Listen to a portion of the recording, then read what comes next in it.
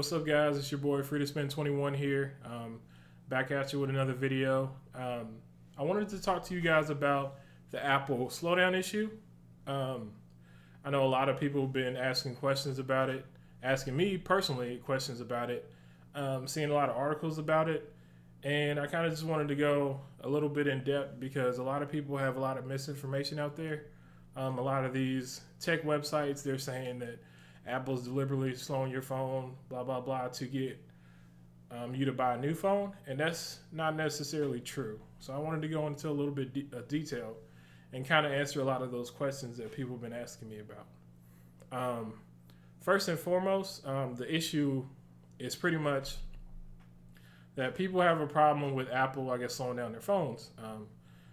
There's been like a lot of rumors or a lot of people saying that, yeah, every time an Apple updates comes out, my phones get slower, blah, blah, blah. A lot of times that's your phone just being older and you adding more features to it when you don't have enough hardware. This issue is a totally different issue. It's an issue with the CPU. When you have a battery, a lot of us, I guess, realize that batteries don't last forever. If you look at a AAA battery from Duracell, they don't last forever. Just like with your phone, even though you charge it each night, it's not going to last forever. And I kind of want to just explain like the battery part of it. When you have a phone, every time you charge it, just know every time you charge it, the next time you use it, it's going to have a little bit less charge than you did before you charged that phone. Each time you charge it, it goes down a little bit. So let's say a rule of thumb, your battery capacity goes down 10% each year. So if you're getting 10 hours of battery when you first get a phone, next year you might get 9 hours. The year after that, you might get 8 hours. The year after that, you might get 7 hours. And that's kind of a good rule of thumb just to kind of say like an easy measurement of how it's doing it. And Apple considers a battery defective at 80%. So after that 2-year mark, it's probably a good time for you to change your phone. But another issue that I guess Apple didn't think of, which is kind of on them, not a lot of, I guess, phone manufacturers have this issue because a lot of their CPUs don't run as fast as Apple CPUs. If you look at bench tests and benchmarks and you look at and you actually just get an iPhone in your hand and feel it, you know it's a pretty high performance phone. But with that performance, you also have a cost. And especially after a few years of use, that cost can get kind of expensive. After a few years of use, if you're using CPU intensive apps like Snapchat, like games, sometimes some videos that you watch, especially if they're in like 4K, it's going to be taxing that CPU. And when you start taxing that CPU, it's going to be asking for power. And after a year of use or 2 years of use, your battery doesn't have as much juice as it did when it first started. So it's asking for power that the phone is asking for power that your battery doesn't have. And that could become very problematic for people because when that happens, it doesn't know what to do and it's going to restart. And that's what's happened. That was happening with a lot of iPhone 6s. Your phone would ask for power that it doesn't have, and then it just automatically just cuts off, resprings, reboots, and they were thinking there's something wrong with their phone. Well, technically it is, but it's not what you think it was. It was the battery. And for them to fix that, they slowed down the CPU clock and they kind of put an artificial ceiling on your CPU saying, okay, don't go over this many millihertz so that you will run slower, but also when you need more power and you ask for it, you're not going to be asking for too much that your battery can't provide. And that's two different issues. That's not somebody saying, okay, you had this phone for a few years, it's time for you to upgrade.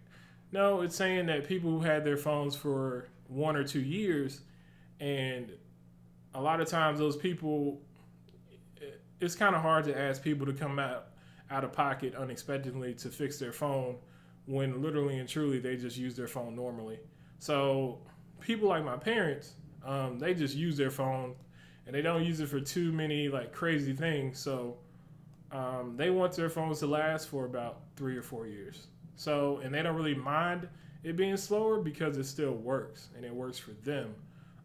Other people, they will notice it, like younger people, they use a lot more apps. They notice that it's getting slower, but also a lot of people don't want to come out of pocket and buy a new battery. So they put in the fix, but they weren't really transparent about it. They should have been transparent about it in the beginning. They should have said, like, hey, we have this issue where if the battery goes under a certain percentage, it needs to be throttled.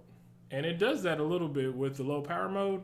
You'll see that in low power mode. If you ever use it, you'll notice that your phone runs a little bit slower. Well, it's kind of a similar effect, but they did it all the time. And when you go into a low power mode this time, it's going to be really slow. But the offset is that you don't have to buy a new phone. So you can keep that iPhone 6 for 3-4 years without really having too many issues if you can deal with the slowdown.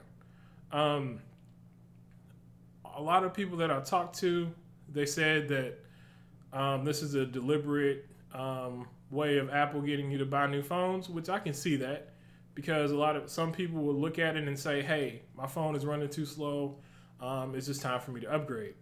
Not a lot of people will be looking at their battery saying that's the issue that my phone is having compared to, my phone cutting off, unexpectedly. There's two ways to look at it. You can look at it from the standpoint of Apple should direct me to replace my battery and pay the $80 that Apple costs to replace that battery, or B, you can slow down their phones and pretty much slow down their phones and let them know, hey, this is what's going on with my phone. Like, hey, I don't know why it's slow, but it still works. There's two ways of looking at it. I just wanted to give, a more detailed look of how, Apple operates. Apple is a company that tells you pretty much that it's just going to work. And they kind of assume that their users don't want to have the control that they need to have. Because in a situation like this, if I have a phone that's pretty old, I want to be able to let me know that I need to replace the battery and I can get my performance back. Don't make me assume that there's something wrong with my phone other than the battery when I go into the Apple store and somebody tries to upsell me a phone. That's very disingenuous, but that's kind of some of the trade-offs that you have with Apple, with a company that doesn't really give you control. I have a few videos about why I fell out of love with Apple. You can look at those. They should be on my profile somewhere. But I just wanted to give, just my opinion and how I feel about the whole situation. I just wanted to give people insight that a lot of these places that I didn't see the actual facts.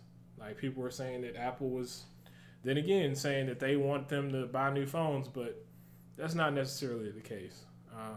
Just to be fair to Apple, I'm not really a big Apple fan, but I do understand what they do. And in this situation, I don't think it was wrong. I think the main thing they should have did was give somebody a prompt and say, hey, look, this is what's going on with your phone, and you have two options. You can either A, buy a new phone, or not buy a new phone. A, buy a new battery for your phone, or B, it's going to be slowed down, but you're not going to have the respringing issues and the restarting issues. But just giving a little context, like, comment, subscribe. Let me know what you think of this video. I'm still working on the whole process. Trying to get my videos down to a certain, time limit. So just let me know what you guys think, and see you in the next video. Later.